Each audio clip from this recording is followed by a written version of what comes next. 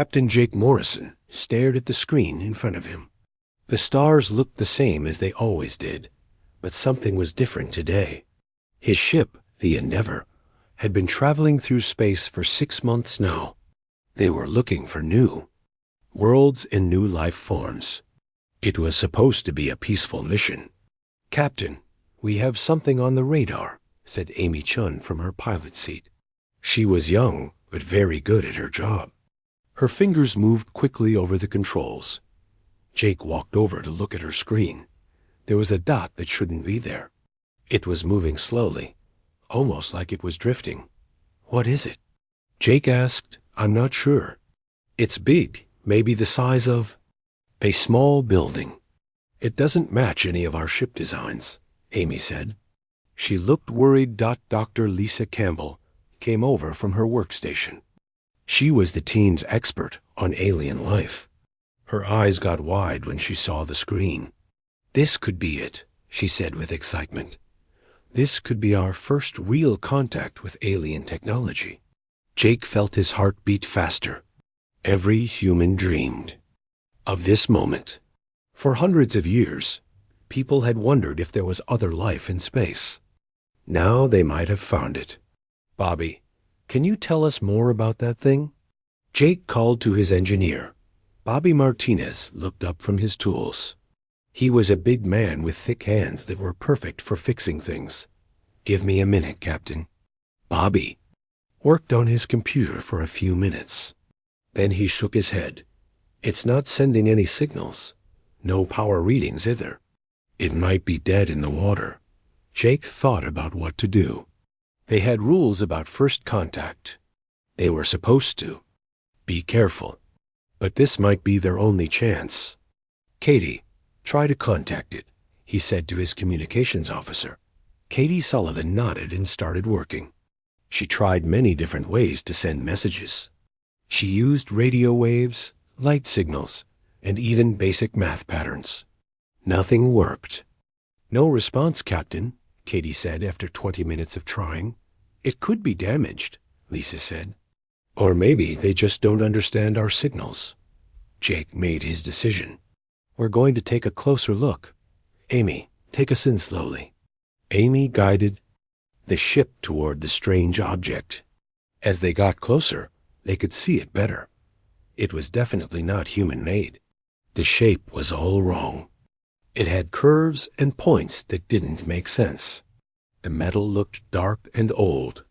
"There are marks on the hull," Bobby said, looking through a telescope. "Looks like battle damage." Jake felt a chill run down his back. If this ship had been in a fight, what had it been fighting? "I'm seeing some kind of symbols," Lisa said. She was recording everything with her cameras. "They're carved into the metal. This is amazing." The alien ship was about 200 feet long. It had 3 main sections connected by narrow bridges. There were holes in some places where something had hit it hard. "Captain, I'm picking up a very weak power signal," Katie said suddenly. "Something is still working in there. Life signs?" Jake asked. Katie worked on her equipment for several minutes. "Maybe. There's something, but it's very faint. Almost like it's sleeping." Jake knew he had to make a choice. They could stay safe and just watch the ship, or they could go aboard and learn something that might change everything for humanity. "We're going aboard," he decided. "Lisa, Bobby, you're with me. Amy and Katie, you stay here and keep the ship ready." "Captain, is that wise?" Amy asked. "We don't know what's over there." "We'll be careful," Jake said. "But we can't pass this up. This could be the most important day in human history." They put on their spacesuits and checked all their equipment. Jake carried a scanner and a small weapon. Lisa brought her scientific tools. Bobby had a bag full of repair equipment and a bigger gun. The trip to the alien ship took 10 minutes in their small shuttle. As they got closer, Jake could see how different it was from human ships. Everything was smooth and curved. There were no straight lines anywhere. "Look at that," Lisa whispered over the radio. The metal seems to change color as we move. She was right. The ship's hull shifted from dark purple to deep blue. As they flew around it, Bobby found an opening that looked like it might be a door. "This looks like our best bet," he said. They attached their shuttle to the alien ship and put on their helmets. Jake went first, floating through the opening into darkness. His flashlight showed him a corridor that was too tall and too narrow. For humans. The walls had the same strange symbols they had seen outside. Everything was quiet except for the sound of his own breathing. "It's safe," he said into his radio. "Come on in." Lisa floated in next, and Bobby. They all looked around. In wonder, this was really happening. They were inside an alien ship. "The air is thin but breathable," Lisa said, checking her instruments. "No dangerous chemicals that I can detect." They moved slowly through the corridor. Their lights showed more symbols on the walls. Some areas looked damaged, with pieces of metal bent and twisted. "There," Bobby pointed ahead. "That looks like a main room." The corridor opened into a large space. In the center was something that looked like a bed or table. There were machines around it that hummed quietly. "Captain," Lisa said, her voice shaking, "there's someone on that table." Jake moved his light toward the center of the room. What he saw made him stop breathing for a moment. It was definitely alive, but it wasn't human. The creature was tall and thin. Its skin was pale blue, almost white. It had long white hair that floated around its head.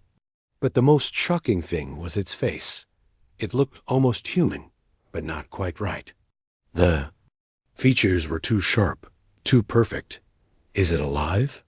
Bobby asked, his hand on his weapon. Lisa moved closer with her scanner. "Yes, but barely. It's in some kind of deep sleep, maybe a medical coma." The creature was beautiful in a way that made Jake uncomfortable. Its lips were too red, and its fingernails were too long and sharp.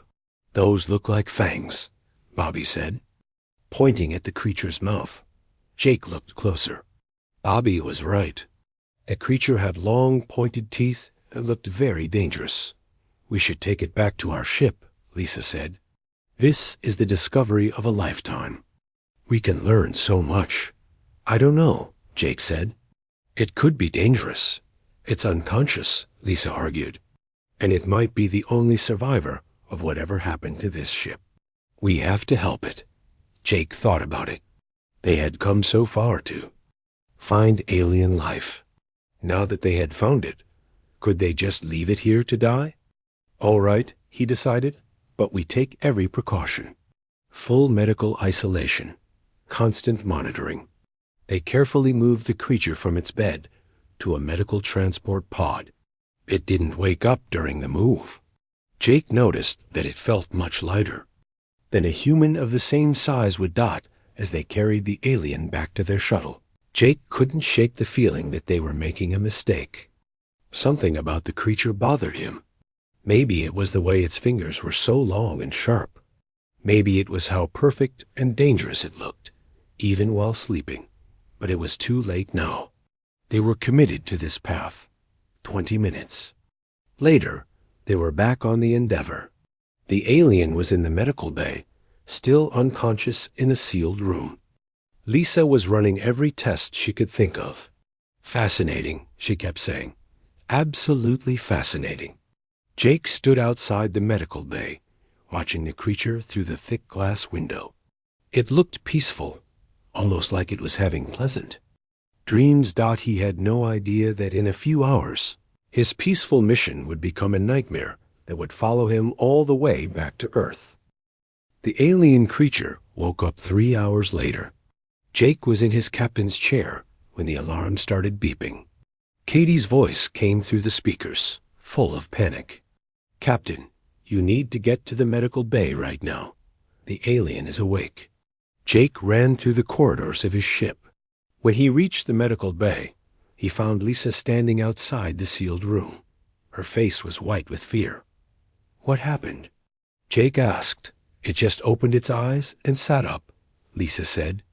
But Captain, something's wrong.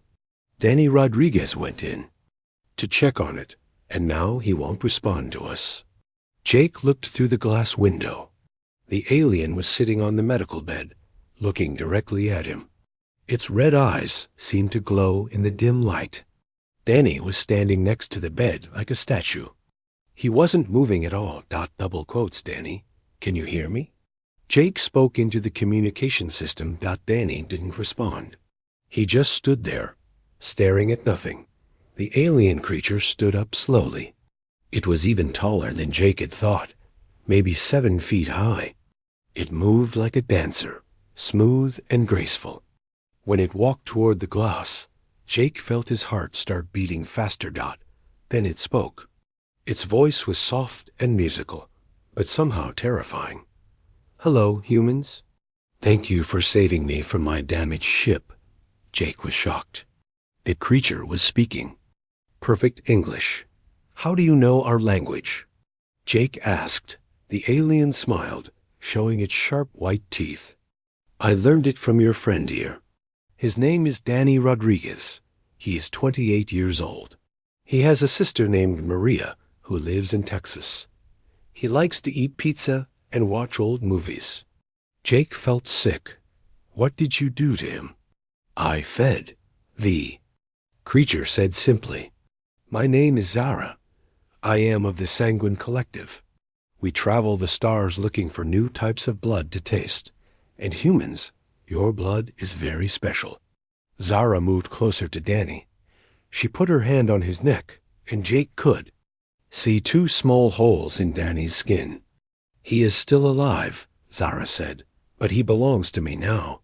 Through his blood, I learned everything he knows. Your language, your customs, your fears. It's all here now. She touched her own forehead. Let him go, Jake demanded. Zara laughed. The sound was beautiful and horrible at the same time. Oh, Captain Morrison, you don't understand. I don't just take blood. I take memories, experiences, life itself. Danny's essence is part of me now. Jake grabbed the emergency alarm and pressed it. Warning lights started flashing throughout the ship. That won't help you, Zara said. I can hear your heartbeats. I can smell your fear. There are 5 of you on this ship. You, Lisa Campbell, Bobby Martinez, Amy Chung, and Katie Sullivan. Should I tell you what I learned about each of them from Danny's memories? Bobby and Amy arrived at the medical bay.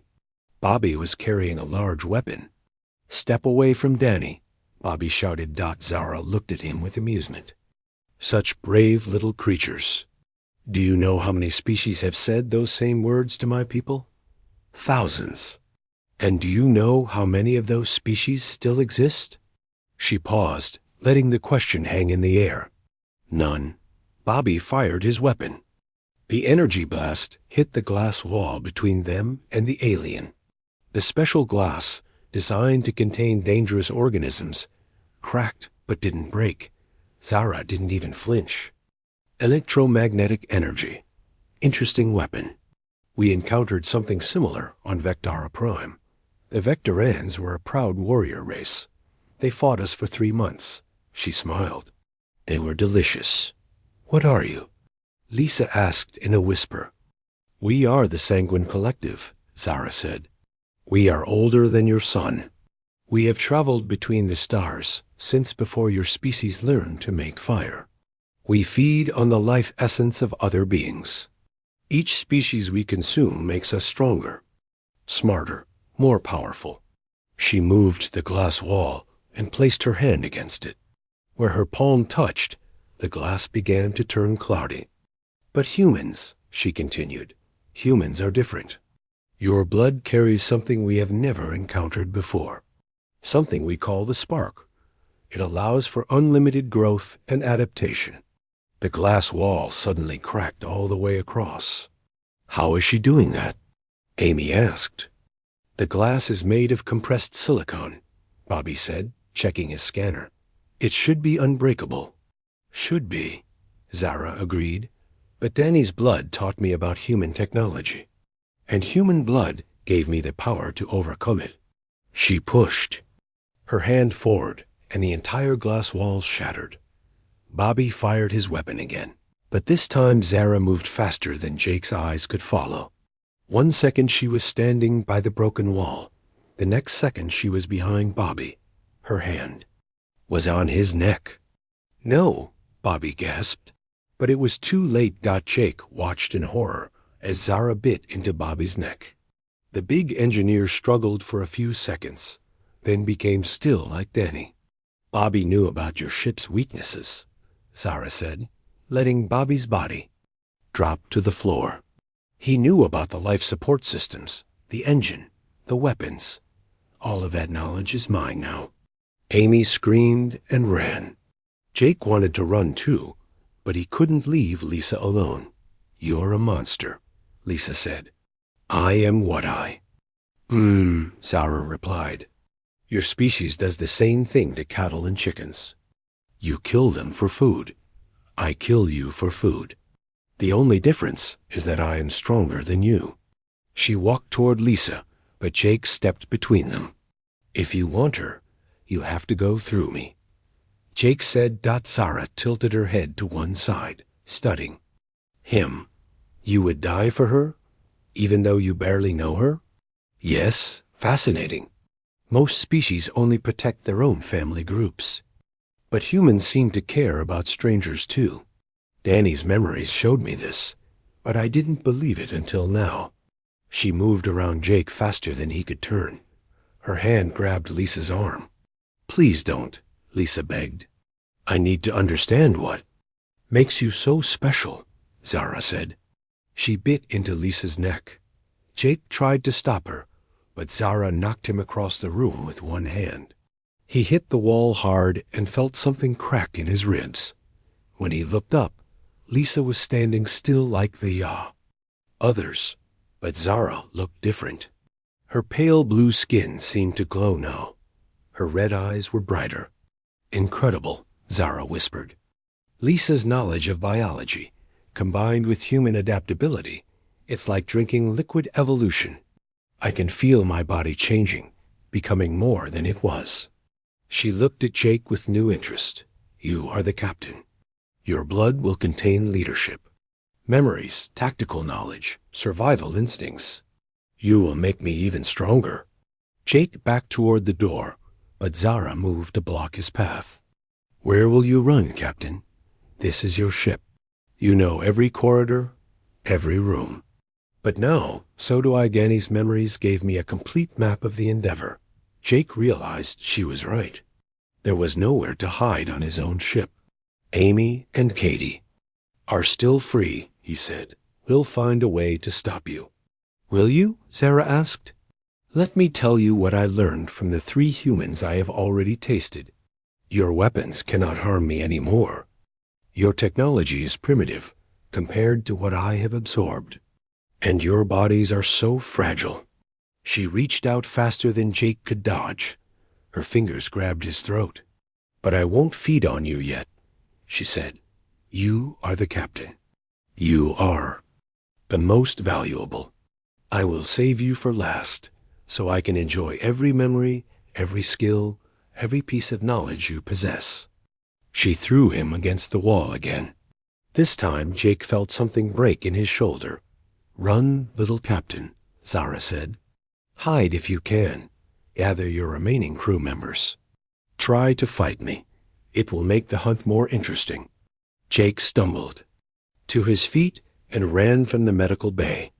Behind him, he could hear Zara laughing as he ran through the corridors of his ship. Jake realized that they were no longer explorers on a peaceful mission.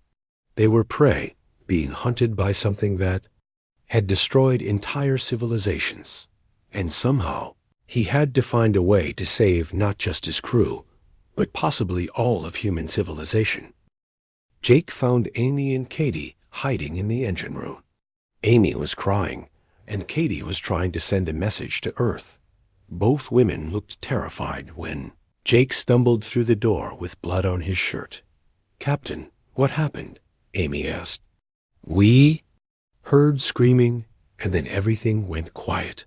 She killed them, Jake said, breathing hard. Danny, Bobby, and Lisa. They're all dead. Katie looked up from her communication equipment. I'm trying to warn Earth, but something is blocking our signal. The alien ship is still connected to ours, and it's interfering with our systems. We have to disconnect from it, Jake said. Cut the connection and get away from here. Amy shook her head. I already tried. The docking clamps are locked. Someone would have to go outside and cut them manually. Then we fight, Jake said. There has to be something we can do. Katie's equipment suddenly came to life. I got through, she said excitedly. I'm sending a warning to Earth Command right now. She spoke quickly into her microphone. Earth Command, this is the Endeavor. We have encountered hostile alien life. Species appears to be vampiric in nature. Extremely dangerous. Avoid contact. At all costs. Repeat, avoid contact. The message sent just as the lights in the engine room started flickering. Then they heard Zara's voice coming through the ship's speakers. Amy, Caddy, Captain Morrison. You cannot hide from me forever. I can smell your blood from anywhere on this ship. It calls to me like music. Jake looked around the engine room. There has to be something we can use as a weapon. Some kind of tool or chemical. Bobby's workshop was connected to the engine room. Jake searched through the tools and equipment. Amy and Katie watched the door, afraid that Zara would appear at any moment. Here, Jake said, holding up a device. This is an electromagnetic pulse generator. Bobby was working on it to fix damaged circuits. Will it hurt her? Amy asked. I don't know, but it's worth trying. Katie's communication equipment crackled to life again. This time, it was Zara's voice coming through. I can hear you talking, my little friends. You think your primitive technology can harm me? I have absorbed the knowledge of 3 brilliant human minds. I know everything they knew about your weapons and your weaknesses. The door to the engine room suddenly bent inward, as if something very strong was pushing against it. The door won't hold. Amy whispered. Jake activated the electromagnetic pulse device. When she comes through, stay behind me and be ready to run. The metal door crumpled like paper, and Zara stepped through. She looked even more inhuman than before. Her pale blue skin seemed to glow with an inner light. Her red eyes were brighter, and her long white hair moved as if it were alive. There you are, she said with a smile. I was beginning to think you had found a way off the ship. Jake pointed the device at her and fired. The electromagnetic pulse hit Zara in the chest, and for a moment she looked surprised. Then she laughed. That actually stings a little, she said. But human technology is so limited. You think in such simple terms. She waved her hand, and the device in Jake's hands exploded. The force threw him backward into the wall. My people have conquered civilizations that had technology far beyond yours, Zara continued. The Andraki Empire had weapons that could destroy entire planets. The Zephyrians could travel through time itself. And yet, they all fell to us in the end. She moved toward Amy, who was trying to hide behind a large machine. You are a pilot, Zara said. You know how to fly this ship. Your knowledge will be very useful when I continue my journey to Earth. Stay away from her, Jake shouted, trying to stand up despite his injuries. Zara ignored him and grabbed Amy's arm. Don't worry, little pilot. It will only hurt for a moment. But as Zara bit into Amy's neck, something unexpected happened. Amy's body began to convulse, and Zara suddenly pulled away with a look of pain on her face. What is this? Zara gasped, holding her throat. Amy collapsed to the floor, but she was still conscious. The medicine? She whispered. I take medicine for my heart condition. It's probably poisonous to you. Zara's glowing skin flickered for a moment, Clever girl. But it will take more than medicine to stop me. She reached for Amy again, but Katie suddenly appeared behind her with a fire extinguisher. Katie sprayed the chemical foam directly into Zara's face. Zara screamed. It was the first time she had shown real pain. The foam seemed to burn her skin where it touched. The cold, Katie said. She doesn't like the cold. Jake understood immediately. The cargo bay. We can trap her in the freezer section. But Zara was already recovering. She wiped the foam from her face, leaving red marks on her blue skin. You are more resourceful than I expected, she said. But it changes nothing. I will feed on all of you eventually. She lunged at Katie, but Jake tackled her from the side. For a moment, they struggled on the floor of the engine room. Jake was amazed at how strong Zara was. It was like fighting a machine. Run, Jake shouted to Amy and Katie. Get to the cargo bay. The two women ran from the engine room. Zara threw Jake off her and started to follow them, but Jake grabbed her. Leg, your bravery is admirable, Zara said, looking down at him, but also foolish. She kicked him in the chest, and Jake felt his ribs crack. But he had bought Amy and Katie a few precious seconds. Jake crawled after them, leaving a trail of blood. He could hear Zara's footsteps behind him, but she was moving slowly, like a cat playing with a mouse. He found Amy and Katie in the cargo bay, trying to activate the freezer system. The temperature was already dropping, and their breath came out in white clouds. It's not cold enough, Amy said. The system is damaged. Zara appeared in the doorway of the cargo bay. The cold air seemed to slow her down, but she was still moving. Clever, she said. You discovered one of my weaknesses. But you need much more cold than this to stop me. She stepped into the cargo bay, and Jake could see frost forming on her skin. It was hurting her, but not enough. However, Zara continued, I must admit that humans are more interesting than most species. You fight with creativity and desperation. Most beings simply run or beg for mercy. Katie was still working on the freezer controls. Jake, I need more time. Tell me about your people, Jake said to Zara, trying to distract her. How many of you are there?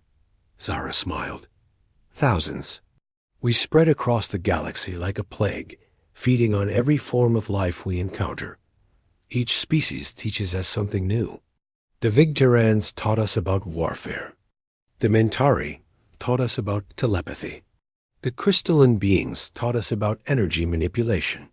She moved closer to them, ignoring the frost that was covering her body. But humans will teach us about adaptation. With enough human blood, we could become gods.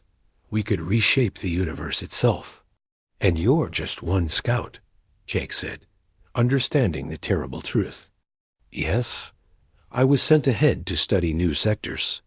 But when I return to my people with news of humanity, they will come in force. Your entire species will become our feeding ground. The freezer system suddenly activated at full power. The temperature dropped rapidly, and ice began forming on the walls. Zara stumbled and fell to her knees. Now, Katie shouted. Jake and Amy grabbed emergency blankets and wrapped themselves up. The cold was painful, but they could survive it for a short time. Zara tried to stand, but the extreme cold was affecting her more and more. This won't kill me, she said through chattering teeth. It will only slow me down. We know, Jake said, but it gives us time to think. As Zara struggled in the freezing cargo bay, Jake realized that their only hope was to make sure she never reached Earth. Even if they couldn't kill her, they had to find a way to stop her from bringing the sanguine. Collective to humanity, the hunt was far from over. The freezer system kept Zara trapped for 2 hours. During that time, Jake, Amy, and Katie worked desperately to find a way to escape or contact Earth again. But their hope was fading fast. The ship's engines are damaged, Amy reported from the pilot station. "I can't break us free from the alien vessel." Katie was still trying to send messages to Earth. I got one more transmission through before she blocked our communications again. I told them everything we learned about her weaknesses. Jake sat in his captain's chair, thinking hard. His ribs hurt and his shoulder was dislocated, but he had to focus. "We need to assume she's going to break free soon. What's our next move?" Before anyone could answer, the ship's lights flickered. Then they heard a sound like metal being torn apart. "She's out," Amy whispered. Zara's voice came through the speakers again, but this time she sounded angry. That was very unpleasant. Humans, the cold hurt me more than I expected. But it also taught me something important about my limitations in this form. Jake felt a chill that had nothing to do with the temperature. "This form? What does she mean?" They got their answer. Few minutes later, when Zara appeared on the bridge, she looked different again. Her blue skin was now covered with what looked like ice crystals, but they seemed to be part of her body. Her eyes glowed brighter than before. "Cold was a weakness," she said calmly. "So I adapted. I absorbed the thermal knowledge from your engineer's memories and changed my body chemistry. Now cold makes me stronger, not weaker." She walked toward Jake's chair, leaving frost footprints on the floor. "This is what human blood gives me, the ability to evolve in real time, to overcome any challenge by becoming something new." Jake realized, with horror, that every time they found a way to hurt her, she just became immune to it. "Your species is truly remarkable," Zara continued. "Most beings have fixed abilities. They are born with certain strengths and weaknesses that never change. But humans are different. You adapt, you learn, you overcome. And now that power is mine." Amy stood up from her pilot station. "What do you want from us?" "I want you to take me to Earth," Zara said simply. "I could try to fly this ship myself using the knowledge I stole from your crew, but I prefer to have living pilots. You are less likely to make mistakes if your own life depends on success. We'll never help you."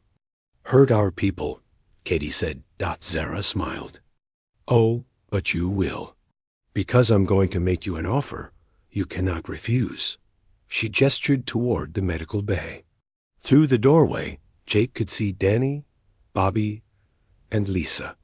They were standing in a line, staring at nothing. "They are not dead," Zara explained. "Their bodies live, but their minds belong to me. I can return their consciousness if I choose to. They would remember nothing of what happened here." Jake felt a spark of hope. "You're lying." "Am I? Watch." Zara closed her eyes for a moment, concentrating. Suddenly, Danny blinked and looked around in confusion. "Captain? What happened? Where am I?" "Danny?" Jake called out. "Yeah, it's me. I feel weird, like I've been sleeping for days." "Did we find something on that alien ship?" Zara opened her eyes again, and Danny immediately went back to his blank stare. "You see?" she said. "They can be saved, but only if you cooperate with me." Jake felt sick. She was offering them the lives of their friends in exchange for betraying all of humanity. "Think about it," Zara continued. "If you refuse, your friends die forever, and I take you to Earth anyway. If you agree, at least 3 lives are saved. And what happens when we reach Earth?" Amy asked. "I begin my work. I study your world, your people, your defenses. When I have learned enough, I call my people to come and feed." Katie shook her head. "That's not saving our friends. That's just postponing their death along with everyone else's." "Perhaps, but it gives them a chance. And chances are precious things, are they not?" Jake thought about the billions of people on Earth. His wife Sarah was there, waiting for him to come home. His parents, his sister, his nephew, who was only 5 years old. Could he sacrifice all of them to save 3 people? But then he looked at Danny, Bobby, and Lisa standing like zombies in the medical bay. These were his friends, his responsibility. He had brought them into this situation. "I need time to think," Jake said. "You have 1 hour," Zara replied. "Then I begin consuming you one by one until someone agrees to pilot this ship." She left the bridge, and Jake slumped in his chair. Amy and Katie gathered around him. "We can't." "Do it," Katie whispered. "We can't lead her to Earth." "But our friends," Amy said. "Danny has a little sister. Bobby was going to get married next year. Lisa was working on a cure for cancer." Jake closed his eyes. This was the hardest decision he had ever faced as a captain. "There might be another way," he said finally. "What if we could find a way too? Kill her during the journey? If we're on the ship with her for months, maybe we can discover a weakness she can't adapt to." "That's a big risk," Katie said. "Everything is a risk now. But at least this way we have time to try." Amy nodded slowly. "And if we fail, at least Earth will have the warning we sent. They'll be more prepared than we were." When Zara returned an hour later, Jake gave her their answer.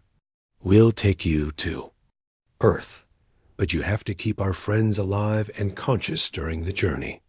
"Agreed," Zara said. "But if you try to trick me or sabotage the ship, they die permanently. We understand." Zara nodded and gestured toward the medical bay. Danny, Bobby, and Lisa walked onto the bridge, looking confused but alive. "What's happening?" Lisa asked. "I remember being in the medical bay with that alien, and then everything went black." Jake looked at his friends, knowing he couldn't tell them the truth. "Not yet. We're going home," he said. "We had some technical problems, but we're heading back to Earth now." Over the next few hours, Amy worked to repair the ship's engines while Katie prepared for the long journey home. Zara watched everything they did, learning more about human technology with every passing minute. Jake noticed that she was changing again. Her appearance was becoming more human-like, as if she was adapting to blend in better. By the time they left the alien ship behind and started toward Earth, she looked almost like a tall, pale human woman. "This will be a long journey," Zara said as they entered hyperspace. "Months of travel time. We will get to know each other very well." Jake realized that the real horror was just beginning. For the next several months, he would have to live on the same ship as the creature that planned to destroy his entire species. He would have to pretend to be her ally while secretly looking for a way to stop her. And worst of all, he would have to watch her slowly drain the life from his friends, keeping them alive, but stealing pieces of their souls every day out as Earth grew closer with each passing hour. Jake began to plan. There had to be a way to defeat her. There had to be something about humanity that even she couldn't understand or overcome. He just had to find it before they reached home. 3 months later, Earth appeared on their screens like a blue and white jewel. Jake had spent every day of the journey studying Zara, learning her habits, waiting for the right moment. She had grown stronger during the trip, feeding small amounts. From his crew to maintain their loyalty while absorbing their knowledge. Danny, Bobby, and Lisa acted normal most of the time, but Jake could see the emptiness in their eyes. They were like puppets, with Zara pulling the strings. She had made them forget the danger they were in. "Beautiful world," Zara said, standing behind Jake's chair as they approached Earth. "So much life, so much potential food. The Earth Defense Forces will be waiting," Jake warned. "Katie's message got through before we left. They know you're coming." Zara laughed. "Your primitive weapons cannot harm me now. I have absorbed the knowledge of 6 human minds. I understand your technology better than you do." As they entered Earth's atmosphere, military ships surrounded them. Jake could see fighter jets and orbital defense platforms taking positions around his ship. Earthship Endeavor, This is General Patricia Hayes of Earth Defense Command. Respond immediately. Jake looked at Zara, who nodded permission for him to answer. General Hayes, this is Captain Morrison. We have a hostile alien aboard our ship. Do not attempt to board. I repeat, do not board. Captain, we received Katie Sullivan's transmission 3 months ago. We've been preparing. Lead the alien to the Nevada testing facility. We have something waiting. Jake wondered what Earths scientists had created in 3 months. He hoped it would be enough. Take us there, Zara ordered. She seemed curious about what humans had planned for her. The Nevada facility was in the middle of the desert, far from any cities. As they landed, Jake could see that the military had built a large complex around the landing area. There were towers with strange equipment and underground bunkers. Fascinating, Zara said, looking at the preparations. They think they can trap me. Soldiers surrounded the ship as they landed. Jake could see General Hayes waiting with a team of scientists. Dr. Richard Stone, one of Earth's best experts on alien technology, stood beside her. Stay on the ship, Zara told the crew. I will go meet these humans myself. She walked out of the ship, looking like a tall, pale woman in a white dress. To anyone watching, she appeared almost human. But Jake knew the truth about what she really was. General Hayes stepped forward. I am General Patricia Hayes. You are the alien entity that attacked Captain Morrison's crew. I am Zara of the Sanguine Collective, she replied calmly. And you are about to become food. The soldiers raised their weapons, but Zara just smiled. Fire if you wish. Your bullets cannot harm me anymore. Dr. Stone activated a device, and the air around Zara began to shimmer. It was some kind of energy field, based on the electromagnetic frequencies Jake had told them about. Zara looked annoyed. For a moment, then concentrated. The shimmer around her disappeared. Clever, but not clever enough, she said. I have adapted beyond your simple energy weapons. She moved faster than the soldiers could react, appearing beside General Hayes in an instant. But instead of attacking, she just stood there. I could kill all of you right now, Zara said. But I want to understand your species better before I begin feeding.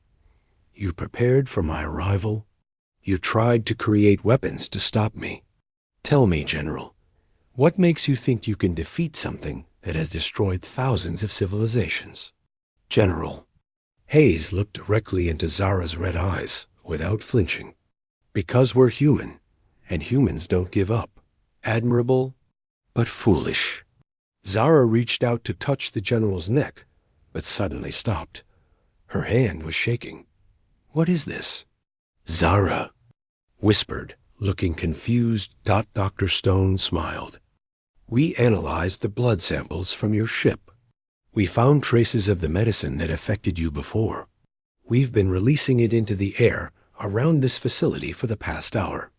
Jake watched from the ship as Zara stumbled backward. The chemical was affecting her, but she was already starting to adapt. This won't work for long, she said, her voice strained. I will overcome this like I overcame the cold. We know, General Hayes said. Dr. Stone, activate the second phase. Underground, powerful machines began to hum. The air temperature around the facility dropped rapidly. At the same time, electromagnetic pulses filled the area. Zara fell to her knees. The combination of cold, chemicals, and electromagnetic energy was too much for her to adapt to all at once. Impossible, she gasped. I should be able to overcome this. Dr. Stone stepped closer, wearing a protective suit. You can. Adapt to one challenge at a time. But human ingenuity let us create multiple challenges working together. Your adaptation ability has limits. But even as he spoke, Jake could see Zara starting to recover. Her body was changing again, becoming more resistant to their weapons. You're Only delaying the inevitable, she said, standing up slowly. And when I recover from this, I will be immune to everything you have. Jake realized this was his moment.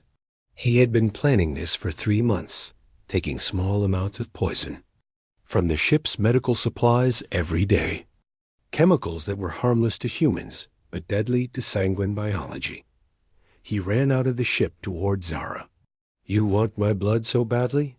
Come and take it. Zara's eyes lit up with hunger.